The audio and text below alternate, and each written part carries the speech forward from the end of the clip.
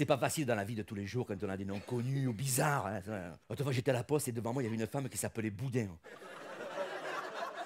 Alors la guichetière, un peu gênée, Boudin comme... Ben oui, comme vous. Hein. Non, bah... non, mais on se marre bien à la poste en ce moment, c'est vrai, c'est incroyable.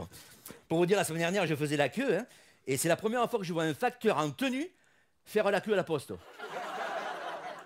Bon, il arrive son tour, et là, quand même, je tends l'oreille, je voulais pas rater ça. Hein. Et il demande à son confrère, je viens chercher une lettre recommandée.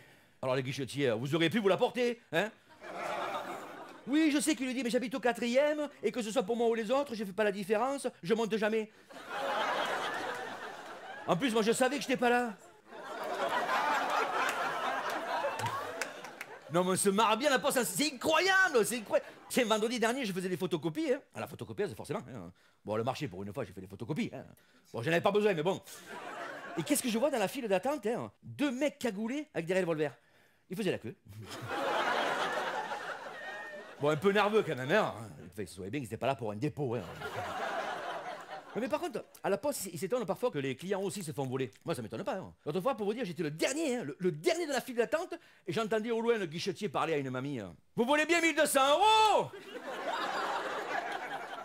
Alors la mamie, oui, mais doucement, je suis un peu sourde, mais quand même. Déjà, le mois dernier, ma pension, je l'ai gardée 4 minutes. Non, mais heureusement qu'il y a le périmètre de confidentialité. C'est vrai, très important, ça. Hein. Une autre dame aussi, un peu plus jeune. Il vous reste 7 €, qu'est-ce qu'on fait? Je vous les donne? Non, je vais prendre 4 € et je garde le reste en cas de coup dur. Non, mais c'est la vérité, je l'ai entendu, c'est véridique. Mais ça sert au moins à ça, les longues files d'attente à la poste. C'est pour voir la vraie misère.